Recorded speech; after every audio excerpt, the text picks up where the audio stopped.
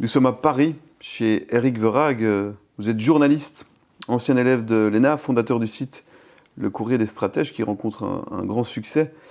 Récemment fondateur de l'association, on peut dire association, Restez Libre. C'est une association.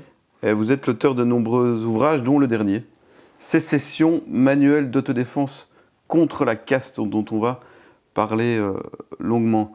Nous sommes le 30 septembre 2022. Étrange époque, n'est-ce pas, Eric Verhaeghe?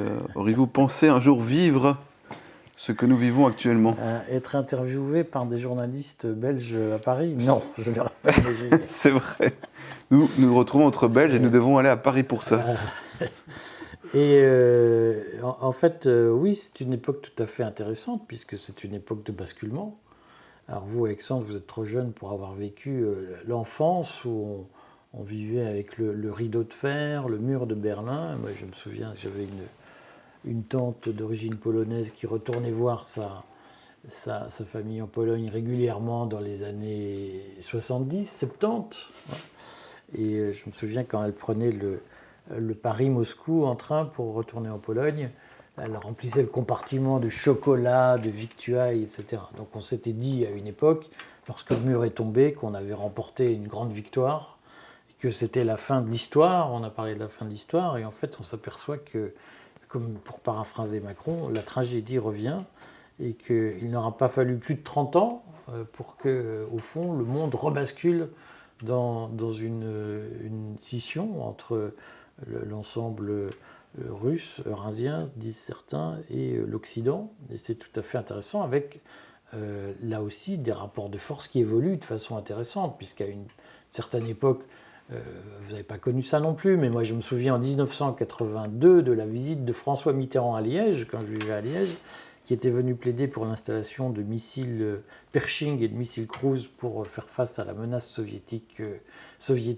la menace nucléaire soviétique à l'époque. Et on s'aperçoit qu'en réalité, alors que l'Occident peut se dire qu'il a vaincu l'Union soviétique, il repart en guerre contre la Russie. C'est assez curieux de voir ça. Oui.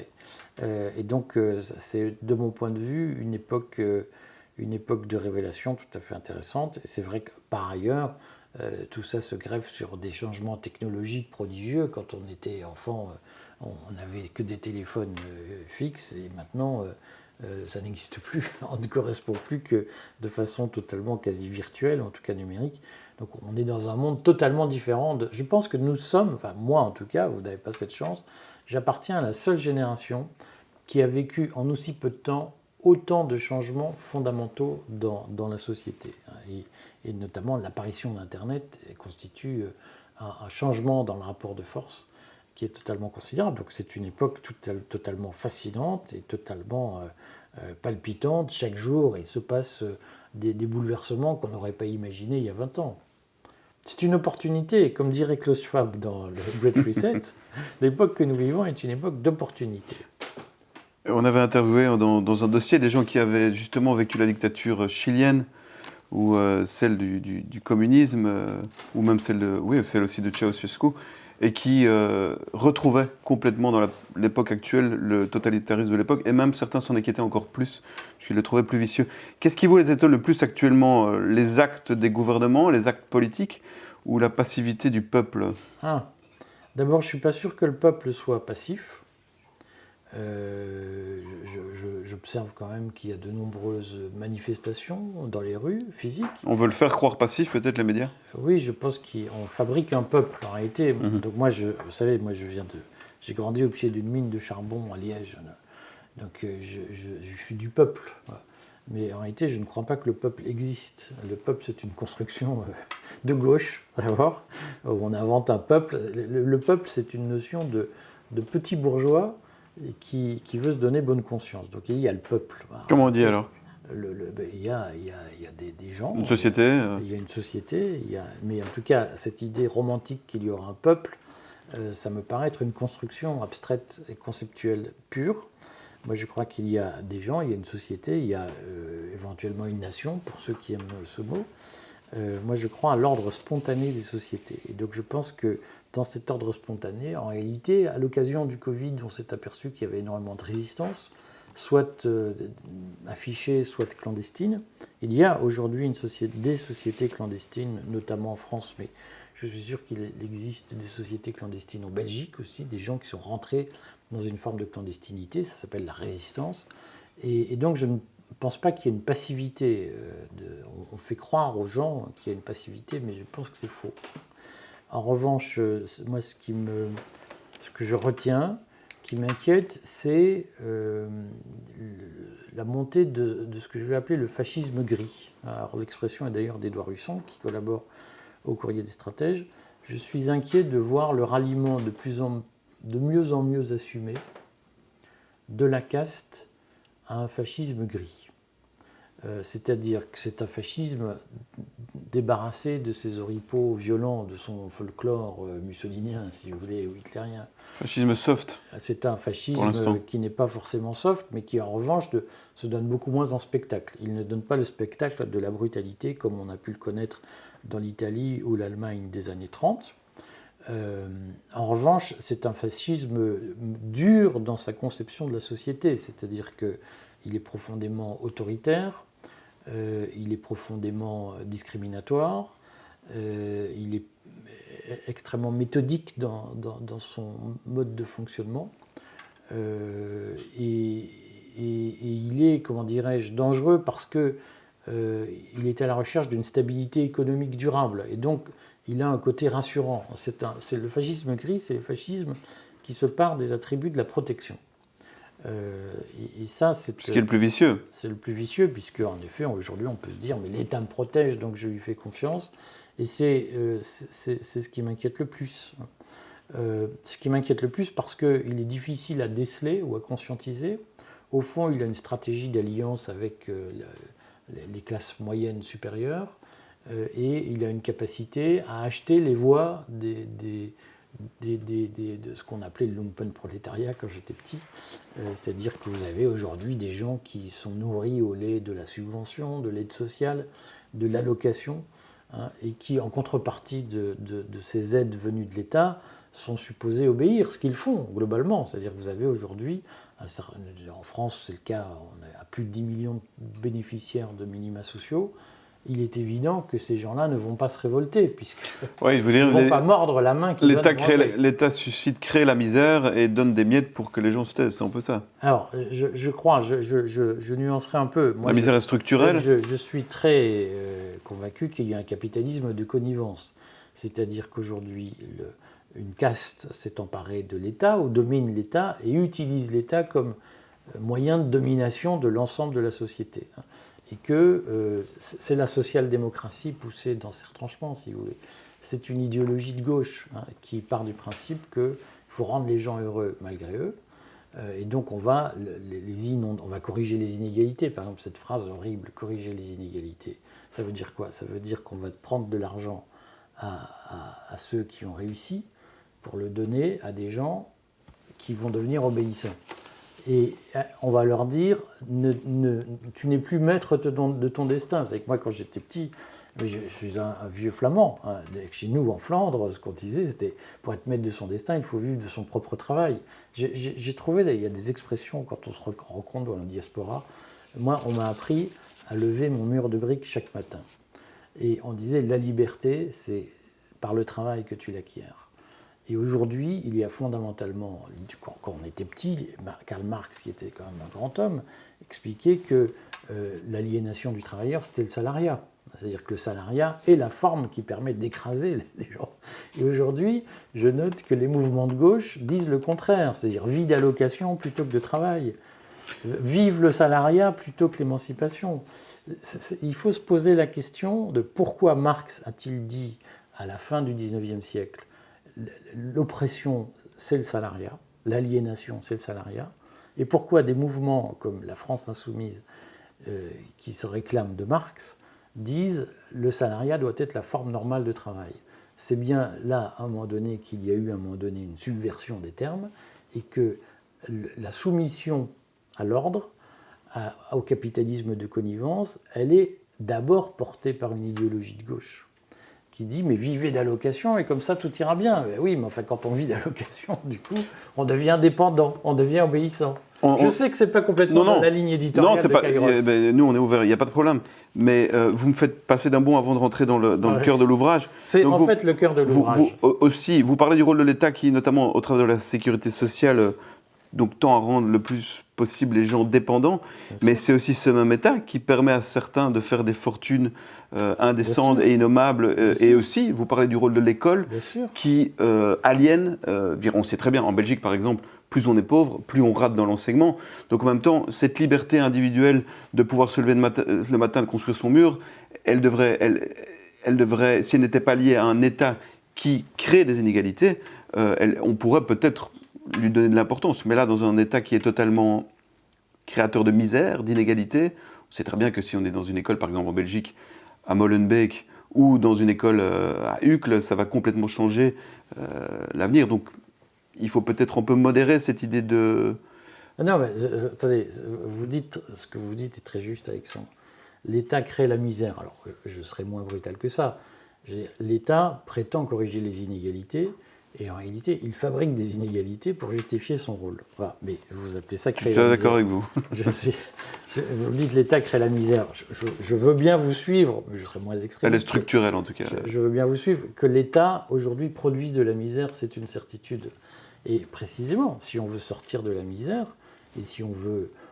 je pense que la notion de misère, elle mérite d'être largement discutée, mais si on veut aujourd'hui rétablir l'ascenseur social, puisque vous dites à juste titre, naître à Molenbeek, c'est avoir moins de chances que naître à Uccle, si on veut rétablir l'inégalité... Moi, je fais partie du dernier train de ceux qui ont pu échapper à leur destin social. Dire que moi, mon père était maçon, ma mère femme de ménage quand elle travaillait, et j'ai pu finalement faire l'ENA en France. La mobilité sociale existait encore. Je suis dans le dernier wagon, c'est-à-dire que 2 ou 3 ans, je serais né 2 ou 3 ans après, je pense que ça aurait été encore plus compliqué que ce que j'ai vécu. Voilà. Mais parce que l'État intervient dans la vie. Et en réalité, l'État, il est fait pour figer des différences sociales. Il est fait pour dire, au fond, aux gens, t'es fils d'ouvrier. Moi, je vois bien, si vous voulez, les gamins fils d'ouvriers de ma génération, ils se disaient, mais si je travaille, j'aurai un meilleur sort que si je ne travaille pas. Aujourd'hui, je vous garantis qu'avec la pléthore d'aides sociales qui est versée sur le prolétariat, un gamin de Molenbeek n'a absolument pas intérêt à faire les efforts qu'on faisait dans ma génération pour réussir. Il vivra mieux avec les aides de l'État. L'État est fait pour fixer un ordre social. Il est fait pour dominer la société. Et comme vous le dites très justement, cet ordre social, il est fixé, c'est le capitalisme de connivence. L'État fixe un ordre social pour permettre à quelques grandes fortunes de se développer et de s'enrichir. C'est pour ça qu'en Belgique, par exemple, la fiscalité sur les classes moyennes, sur les indépendants, elle est absolument confiscatoire, parce que l'idée, c'est bien de dire, si tu es fils de boulanger, fils de métallo, ne t'avise pas de créer ton entreprise pour concurrencer les autres. Tu as tout intérêt à rester dans les petits.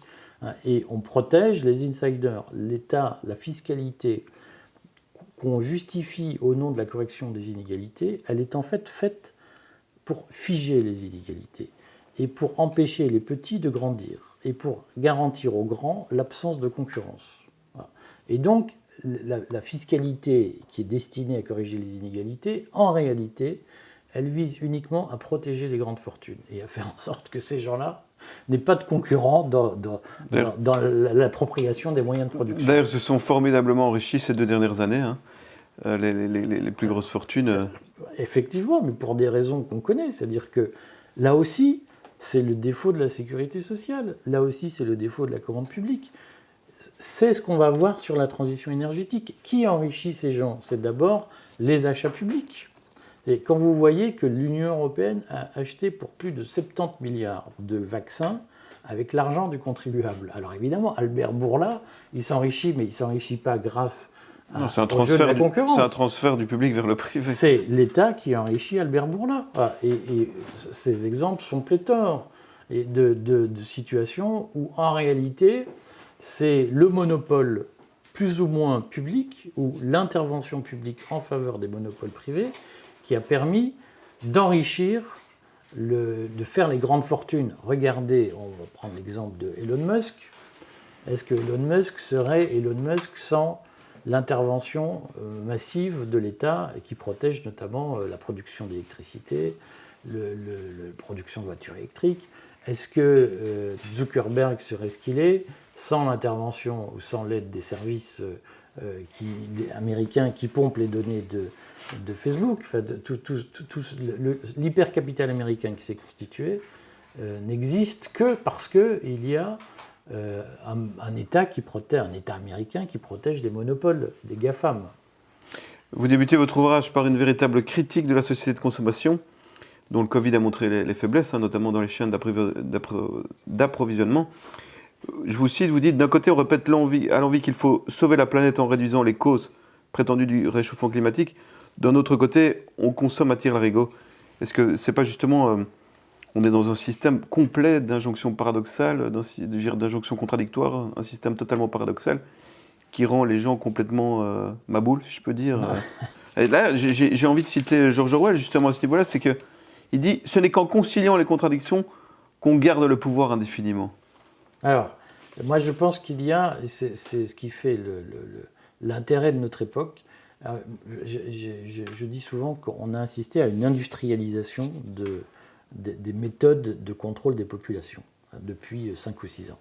Et je pense qu'il y a aujourd'hui des stratégies extrêmement élaborées, totalement industrialisées, d'ingénierie sociale et de contrôle social des populations.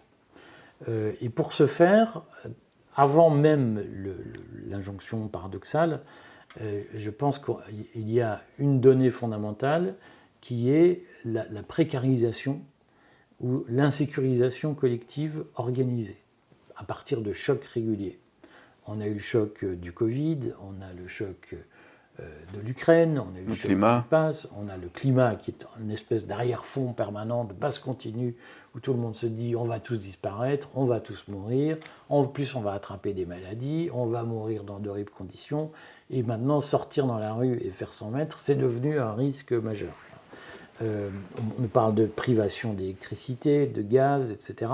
C'est-à-dire qu'on vit en permanence dans une insécurisation collective pour une raison totalement construite, c'est que c'est dans l'insécurisation collective que s'opèrent le plus facilement les transferts d'autorité. C'est-à-dire que si on veut qu'une population obéisse, il faut l'insécuriser. Qu'elle ne pense plus. Alors, qu'elle soit totalement fixée par ses peurs et qu'elle s'en remette au chef pour décider. Alors, cette stratégie, elle existe avec le climat depuis longtemps. Et elle est régulièrement réinjectée avec des études psychologiques qui ont été menées. Vous savez, il y a eu une étude, enfin un long programme qui a été mené par la CIA entre 1950 et 1970, qui a notamment fonctionné à partir d'expériences psychiatriques menées à l'université de McGill au Canada, à Montréal, et qui ont permis d'élaborer des stratégies. Ces études de la CIA ne sortent pas de nulle part. C'est qu'en réalité, les Américains ont été confrontés aux stratégies chinoises de captation, de retournement des prisonniers américains lors de la guerre de Corée. Et la CIA s'est dit, mais on pourrait faire un Great Reset psychique, c'est-à-dire, est-ce qu'on arrive à reprogrammer les esprits des gens ? C'est le MK Ultra. Notamment ce Macron. programme. Et donc dans ce programme, l'université de McGill avait l'habitude de plonger les gens, les victimes d'expérience, pendant un mois dans une privation sensorielle totale. Et ce mois était utilisé, donc les gens vivaient dans le noir, ne pouvaient plus marcher, ne voyaient plus rien, ne sentaient plus rien. Et on leur balançait à longueur de journée des messages de propagande pour leur reprogrammer l'esprit. Ouais, Naomi Klein en parle dans la stratégie du choc. Exactement. Et c'est ce que nous avons vécu avec le confinement. C'est-à-dire que le confinement a consisté à nous priver brutalement de tous nos repères, à nous insécuriser en disant « vous risquez de mourir dès que vous sortez », et à nous balancer, on était tous obligés de vivre devant son appareil de télévision, vous savez, son poste de télévision, et on subissait à longueur de journée le lavage de cerveau que vous connaissez bien. Et donc, en réalité, il y a aujourd'hui des stratégies de contrôle social qui sont à l'œuvre et qui découlent de toute une série d'études. À partir des années 75, on a commencé à parler de weaponization of information, donc de la militarisation de l'information. Et aujourd'hui, nous vivons dans une logique de militarisation complète de l'information. C'est-à-dire qu'il ne s'échappe pas une parole d'un gouvernement qui ne s'intègre pas dans une stratégie militaire de l'information, c'est-à-dire une stratégie destinée à contrôler les populations et à les faire agir dans un sens ou dans un autre. Oui, même d'ailleurs quand ils nous veulent, quand ils disent nous vouloir ensemble, ils nous veulent séparer. Vous citez la télévision, je me souviens, Alexander De Croo, vous voyez peut-être, vous êtes à Paris, mais peut-être vous vous souvenez qui c'est. Je connais très bien Alexander De Croo. Il avait dit le 24 décembre 2020, personne ne doit fêter Noël seul ce soir, donc en plein confinement. À 18h, nous fêterons Noël à 11 millions devant notre télévision. En regardant vous aussi, vous donnerez de la lumière, de la chaleur aux autres. Ces appels à l'unité obéissante sont fond des ordres à ne pas se réunir, surtout, et ça me fait penser à Guy Debord qui disait « la télé réunie le séparerait ». Oui, et en fait, c'est au cœur d'ailleurs de la théorie de Klaus Schwab sur le Great Reset. Sur lequel vous avez écrit un J'ai livre. écrit un livre. Klaus Schwab nous dit nous vivons dans une société interconnectée, et en réalité, ce qu'il faut comprendre, puis c'est la grande subversion des mots, interconnecté, ça veut dire extrêmement atomisé. Et on fait tout pour que les gens ne soient plus ensemble et ne correspondent plus que par l'intermédiation d'outils qui permettent de les surveiller, de contrôler et éventuellement de juguler leurs paroles, puisque aujourd'hui le réseau social permet de contrôler les opérations. Si on n'a pas compris que l'un des enjeux de la propagande moderne, tel que d'ailleurs les services de contre-influence l'expliquent ouvertement, l'écrivent, l'un des enjeux, c'est d'utiliser les réseaux sociaux comme une arme pour contrôler l'opinion. Et tout le débat sur les fake news est en réalité une espèce de lutte, de conquête pour repousser le plus loin possible la liberté d'expression sur les réseaux sociaux. Et pour transformer ces réseaux sociaux en une grande arme de contrôle des gens prétendument interconnectés qui sont en réalité individualisés, atomisés dans leur relation à la parole officielle. Oui, c'est le grand rôle de ce qui s'est passé pendant 2 ans de Covid aussi. Ça a vraiment divisé les gens. On vous parle aussi de grands collapses, donc d'une sorte de retour vers un nouveau Moyen-Âge. Attali parle de 3 classes, dont la première sera constituée, il le dit lui-même, de 5 à 6 milliards. Bon, c'est pas pour ça que c'est vrai, mais de 5 à 6 milliards de nomades qui passeront de la ville à la campagne dans la misère absolue. Est-ce que vous pensez, vraiment, avant de rentrer dans votre projet, je veux dire, en tout cas de votre description de la sécession, qu'il y a une volonté eugéniste derrière. En tout cas, il y en a qui l'admettent. Hein. Alors, c'est plusieurs questions dans la même question. C'est-à-dire qu'il y a un eugénisme, bien entendu, le jour où, et Dieu sait si ça ne me choque pas, mais le jour où on a légalisé l'avortement, on a pratiqué une espèce d'eugénisme sauvage, parce qu'on a autorisé les gens à choisir le fait d'avoir des enfants ou pas. Donc l'eugénisme, il est admis dans nos sociétés depuis un certain temps. La question, c'est est-ce qu'on va là aussi industrialiser l'eugénisme et est-ce que le vaccin procède de cette vision eugénique ? Je n'ai aucune idée sur le sujet, mais ce qui est sûr, c'est que l'eugénisme est devenu une doctrine parfaitement admise et qui est d'ailleurs considérée comme un outil de libération des femmes notamment. Après, la question de la précarisation de la misère. Moi, je suis modéré, sceptique sur les grandes déclarations d'Attali, parce que c'est un grand spécialiste de ce genre de choses. Qu'en revanche, pour la caste, le fait qu'il y ait 6 milliards d'êtres qui souffrent sur Terre soit une donnée acceptable, je n'ai aucun doute là-dessus. Hein. Et qu'on rentre dans un monde où se forme une espèce de nouvelle noblesse avec des gens qui considèrent qu'ils ont le droit de vivre sur un paradis terrestre pendant que d'autres essayeront de survivre dans les favelas, je n'ai aucun doute sur le fait que certains le pensent ou ne soient pas choqués à cette idée ou se disent c'est un mal nécessaire, on en profitera. Maintenant, est-ce que ça va se réaliser ? C'est une autre chose. L'histoire ne se passe jamais comme on l'imagine ou comme on le voudrait. Le futur n'est pas écrit, comme dit Philippe Bogola. Ce qui fait que ce n'est pas écrit, c'est que nous avons la faculté de résister à ce mouvement, et c'est notamment ce que je prône à travers la sécession. Belle transition. C'est-à-dire la récupération de notre destin et de nos marges de liberté pour retrouver notre capacité à agir sur notre propre existence. Et ça suppose effectivement de se donner les moyens d'échapper à l'ordre tel qu'il est exercé. c'est-à-dire d'échapper au contrôle de la caste, et donc d'échapper au contrôle de l'État, puisqu'aujourd'hui la caste, elle nous domine par une espèce d'arsenal de cascades réglementaires, de lois, de règlements dans tous les sens. La Belgique connaît ça par cœur, puisque maintenant il y a tellement On est pas mal là-dedans. Ouais. politiques que je ne sais pas comment on fait pour s'y retrouver en Belgique. Mais vous voyez bien que l'État est l'instrument de la domination de la caste, et que donc il faut échapper à l'État, il faut réduire le rôle de l'État, il faut échapper à l'État. C'est pour ça que j'ai un grand désaccord avec certains résistants qui disent « Ah, le service public, il faudrait plus d'hôpitaux publics, plus de dépenses publiques, plus de solidarité ». En réalité, la dictature sanitaire, elle passe par la solidarité et par la protection. La solidarité est la pommade qu'on met par-dessus le bâton qui sert à frapper. Et il y a aujourd'hui, la solidarité, le mot ne veut pas dire grand-chose d'ailleurs, mais dans ce qu'on appelle la solidarité, dans ce qu'on appelle la correction des inégalités, il y a des chevaux de Troie, ce sont des chevaux de Troie pour faire entrer la domination par la caste et par son outil privilégié qu'est l'État. La sécession, c'est se retirer de l'État. Mais la société, parce que j'allais introduire la sécession, mais la société dont vous rêvez, disons, dans la sécession est une société égalitaire. Ah non, mais attendez, je ne sais pas ce que vous mettez dans le mot égalité. Oui, ça dépend. Moi, je suis pour la liberté. C'est-à-dire que les gens qui veulent travailler beaucoup doivent être libres de travailler beaucoup. Les gens qui veulent travailler moins doivent être libres de travailler moins. La société égalitaire, pour moi, c'est une société où tout le monde doit travailler de la même façon, tout le monde doit suivre les mêmes programmes, tout le monde doit obéir aux mêmes règles et se couler dans le même moule. Pour moi, ça, c'est le fascisme.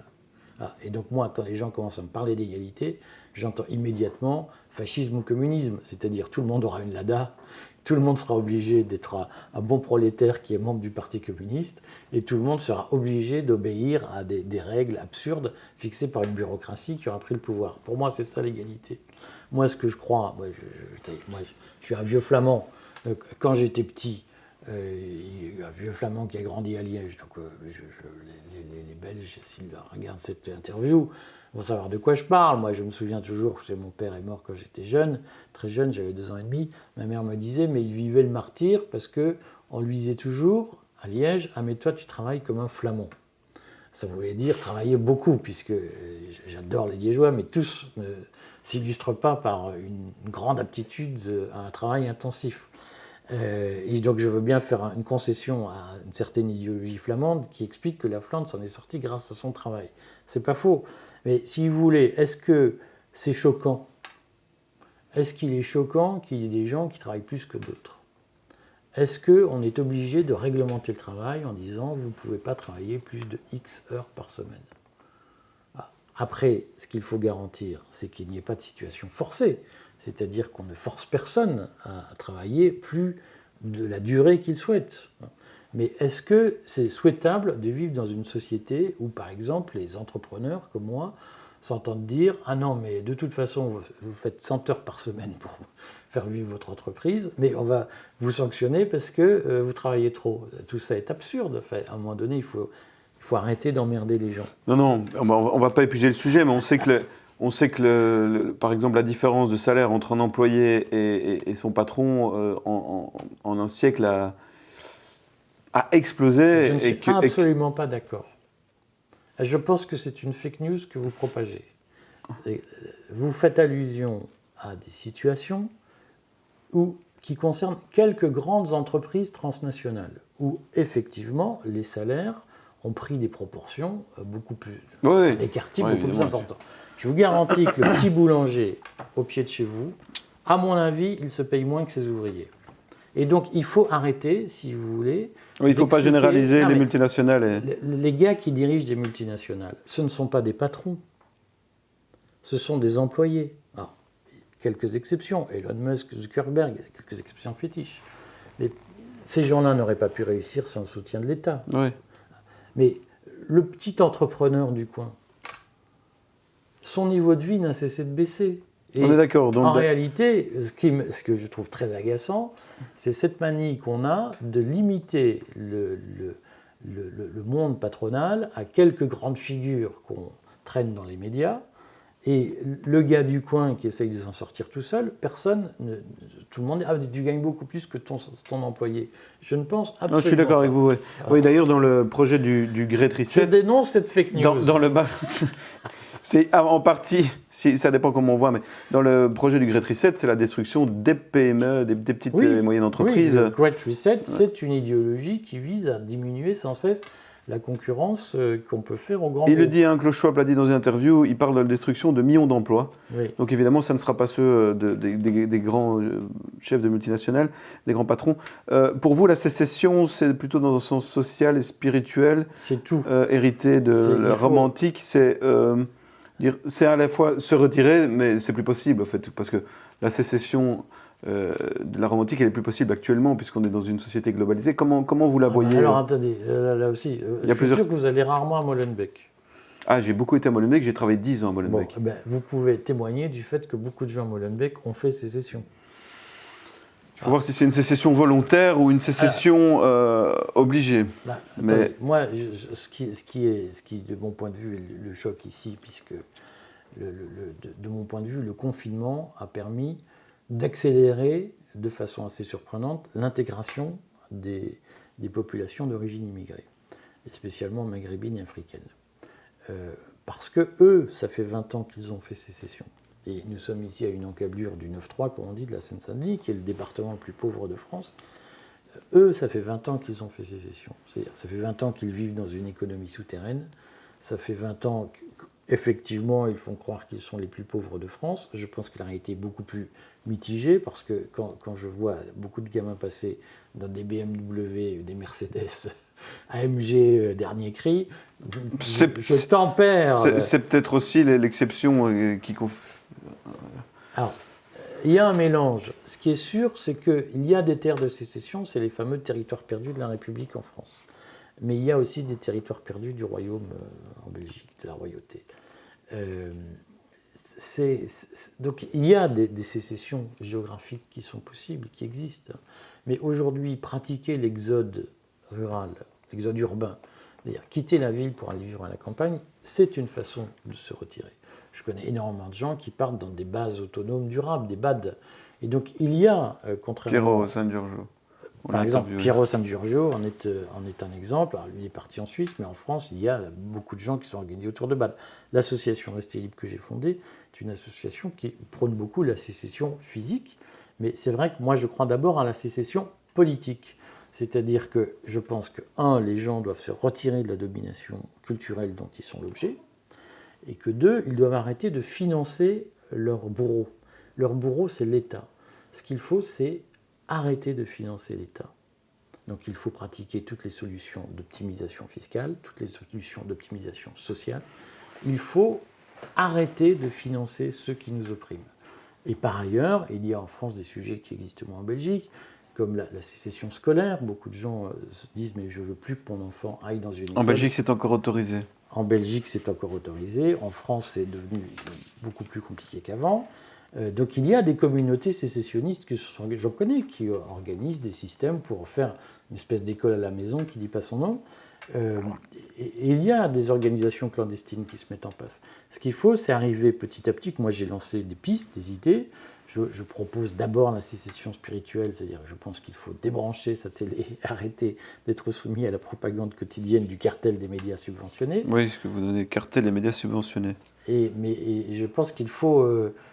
s'affranchir de la nouvelle inquisition. Changer de vie.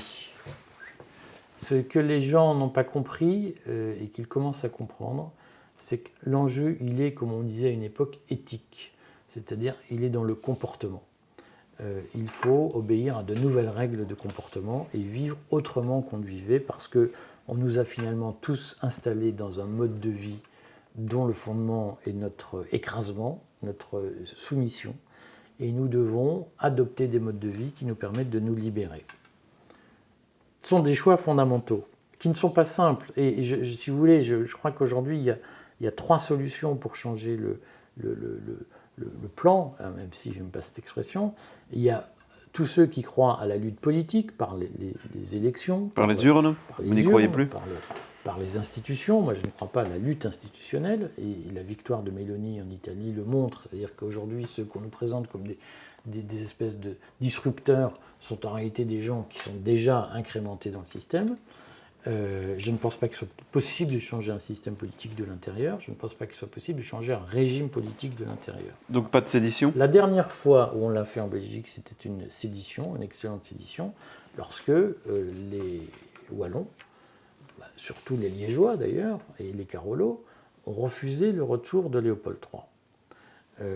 Mais c'est producteur d'une certaine violence, donc ça s'appelle sédition, révolution, et je pense que peu de gens aujourd'hui souhaitent cette solution. Il y a une alternative à élection, révolution, il y a la sécession, c'est-à-dire que avant de changer la société, chacun doit se changer lui-même.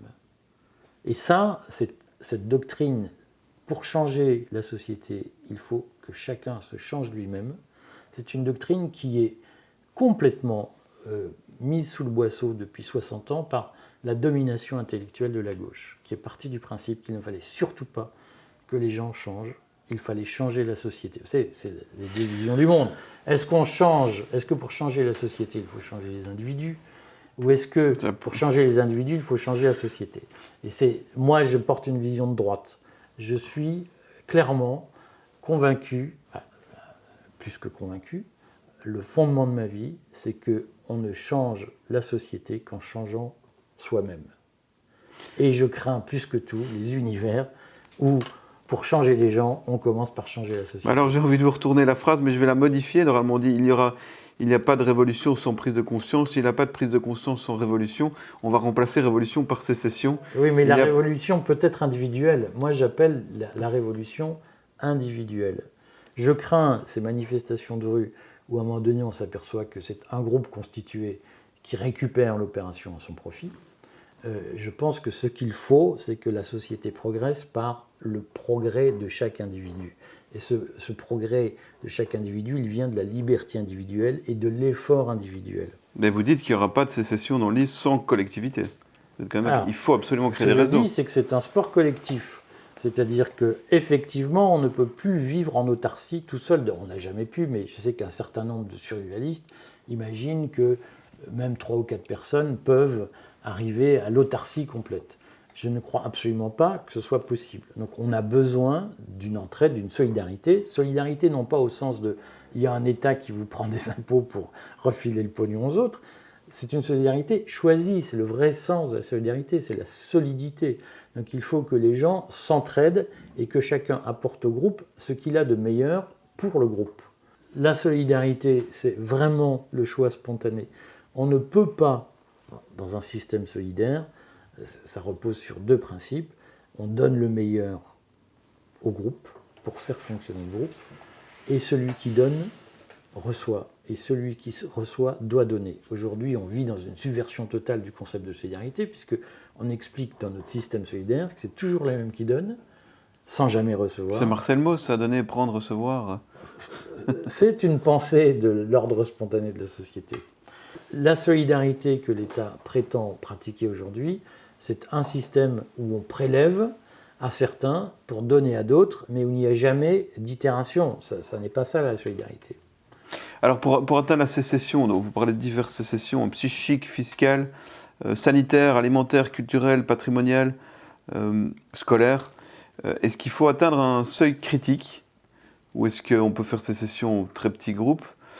Première question. Deuxièmement, s'il faut atteindre un seuil critique, est-ce qu'elle ne doit pas se faire avec justement, comment l'appeler, puisque les classes populaires, le 9-3, en tout cas ceux qui ont déjà fait sécession obligée, ou en tout cas libre, mais on peut voir en tout cas que pendant le Covid, les Bac+6, ils ont plutôt été aliénés par le journal parlé de TF1, j'allais dire RTL TVI aussi, en Belgique, alors que dans les classes, disons, populaires, ou vous l'appelez comme vous voulez, mais on a trouvé des gens très, très conscientisés oui. très lucides. Oui, alors effectivement, parce que c'est la chaîne de propagande, c'est l'hégémonie culturelle. L'hégémonie culturelle, elle est très forte chez les gens qui en sont les producteurs. C'est-à-dire que plus vous êtes diplômé, plus vous croyez au système, et plus d'une certaine façon vous êtes le vainqueur du système, plus vous adhérez à la propagande du système. Et plus vous êtes aux marges du royaume, si vous voulez, et moins cette propagande a d'influence sur vous.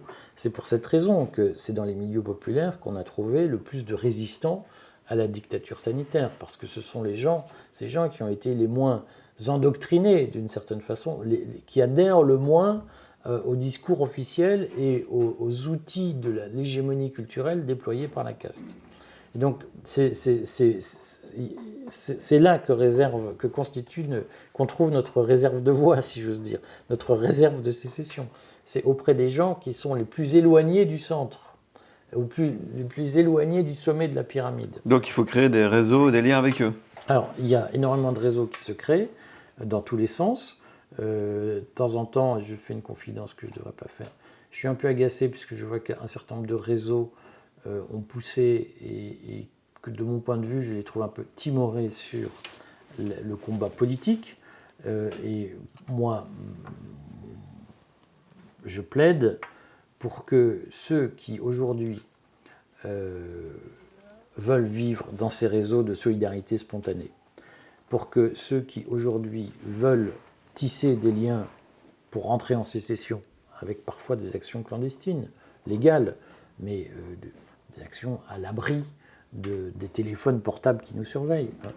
Je plaide pour que ces gens-là entament aussi une démarche de sécession politique, c'est-à-dire qu'ils aillent jusqu'au bout et qu'ils se disent que le contrôle, le retour à nos libertés, la reprise de contrôle de notre vie ne pourra se faire que lorsque nous aurons fondamentalement changé de régime politique. Et ce changement de régime politique n'interviendra pas par les urnes, il n'interviendra pas, de mon point de vue, par la révolution. La sécession est un outil de changement de régime politique parce qu'elle est un outil pour chacun de reconstruction d'une vie en dehors du contrôle de l'État. Et c'est le dernier moment, selon vous, c'est le dernier moment parce que vous parlez il y a un certain relâchement totalitaire qui permet d'organiser la résistance. Oui. C'est maintenant ou jamais ou... Je pense que nous risquons de vivre, on voit bien depuis plusieurs mois, tout ça se fait au fil de l'eau, donc ce n'est pas forcément clair et apparent, mais on voit bien qu'il y a un durcissement progressif de l'attitude de l'État, des pouvoirs publics, notamment vis-à-vis de la résistance, et que nous vivons probablement notre dernier mois, peut-être notre dernière semaine, où nous pouvons encore parler sans être inquiétés de façon physique. Il suffirait qu'on proclame un état d'urgence pour que tout à coup les libertés soient complètement abolies. Et que l'interview que je donne me vaille et vous vaille. Et à moi aussi. À vous aussi, vous vaille quelques désagréments policiers. J'ai justement un ami qui m'a dit un jour à la fin d'une interview que tu n'es pas suicidaire, que ta voiture est entretenue, ton vélo aussi, que tu ne fréquentes pas les sites pédopornographiques. Donc, je le répète, vous pensez vraiment que c'est une chose à dire parce que la voiture est entretenue, que nous ne sommes pas suicidaires moi, je l'ai déjà dit, oui, moi je ne suis pas suicidaire. Ma voiture, je n'ai pas le permis de conduire, donc ça règle le problème. Mais ma voiture roule très peu et très bien entretenue. Mais qu'on risque, oui, à un moment donné, on pourrait risquer notre peau. Il ne faut pas céder à la paranoïa complète. En revanche, je pense que, de même qu'aux États-Unis, il y a un plan de continuité, on appelle ça un plan de continuité du gouvernement, qui, en cas d'attaque nucléaire, désigne les milliers de personnes, dizaines de milliers de personnes à mettre en prison, et les fonctionnaires qui seront chargés de faire fonctionner le système au jour le jour. Il y a bien entendu des listes qui existent. Les fiches S, c'est fait pour lister les gens qui, le jour où ça tournera mal, seront d'une façon ou d'une autre écartés. Et donc, bien entendu que ça existe. Pour terminer, vous parlez de l'indispensable confiance et engagement. Oui. Bon, la confiance, vous dites, elle est indispensable, mais il faut se méfier d'abord. Oui, non, mais parce qu'en fait, on vit. C'est un peu moins vrai en Belgique d'ailleurs qu'en France. Si on admet l'hypothèse historiquement vérifiée qu'en réalité, la France est une partie de la Belgique, puisque la France est la France à cause du royaume des Francs. On est à Paris, ici, ça va leur faire mal, ça. Oui, mais enfin, c'est un fait que le royaume des Francs, dont la ville d'origine est Liège, a donné naissance à la France. Donc si on admet l'idée que d'une certaine façon, c'est le même pays, le même peuple, à commencer par le comté de Flandre. Rappelons quand même que l'une des premières propriétés du roi de France était le comté de Flandre. Et alors que la principauté de Liège n'a jamais fait partie de la France, en tout cas jusqu'à la Révolution. C'est-à-dire que historiquement, la Flandre a passé plus de temps en France qu'indépendante. Donc si l'on admet que nous sommes le même peuple, la France du Sud est très marquée par les règles. C'est le royaume, c'est la terre de la norme. C'est la terre de la règle venue d'en haut. Les pays du Nord, les Flamands, si certains me regardent, le savent, les pays du Nord sont beaucoup plus une terre de contrat. Et il ne peut y avoir de contrat entre les gens, c'est-à-dire de principes moraux sans intervention d'une puissance extérieure, que si les gens ont confiance dans l'autre. Et donc, notre grande difficulté aujourd'hui, notamment c'est la difficulté de l'association Rester Libre, c'est d'abord de reconstituer une culture militante, et dans cette culture militante, de reconstituer la culture de la confiance, c'est-à-dire la culture de la parole donnée. Et ça, c'est la dévastation de la gauche. Pendant 80 ans, on nous a dit que tout devait passer par la loi. Et tout devait passer par des règles imposées. Et on n'a pas fait confiance au contrat, à la négociation entre les personnes. Alors en Belgique, un peu plus, puisqu'au fond, il y a des négociations sociales qui ont encore une forme de vivacité. Mais le Code du travail belge n'a rien à envier au Code du travail français. L'Allemagne, en revanche, mise beaucoup plus sur la logique du contrat, sur la logique de la négociation. Et c'est cette culture-là que nous devons développer ou restaurer ou retrouver. Et c'est la culture de la confiance, c'est-à-dire de la certitude qu'on aura qu'un accord passé entre des personnes sera respecté. C'est fondamental. Nous avons vécu, et nous en sommes là, nous sommes dans une situation de tyrannie sanitaire, parce que la confiance entre les individus a peu à peu été remplacée par l'application de règles extérieures. Et ce qu'il faut, c'est mettre un coup d'arrêt à la règle et la remplacer par des contrats entre les gens. Et donc le deuxième point, s'engager, c'est aussi désobéir alors désobéir et ne pas avoir peur du bannissement. S'engager, c'est obéir à sa propre loi morale. Et alors, certains verront peut-être qu'il y a derrière moi les œuvres de Kant. Oui, c'est le ciel étoilé au-dessus de ma tête et la loi morale dans mon cœur. C'est la société descente d'Orwell aussi. Alors, ce qu'il faut en effet, c'est que d'une façon ou d'une autre, nous vivions dans un univers où nous obéissions à nous-mêmes. C'est le monde de l'autonomie. Et aujourd'hui, nous sommes dans un monde hétéronome, c'est-à-dire un monde où l'essentiel de nos comportements est dicté par d'autres, essentiellement par une bureaucratie qui prend des décrets, des arrêtés. Il faut que nous retrouvions la capacité à obéir à nous-mêmes. On doit toujours obéir à quelqu'un dans la vie, mais mieux vaut obéir à soi-même et à ses convictions qu'obéir aux convictions des autres. Merci Eric Vrac. C'est moi qui vous remercie. C'est le seul qui prononce mon nom à la belge. Ça fait des années que je n'avais pas entendu ça.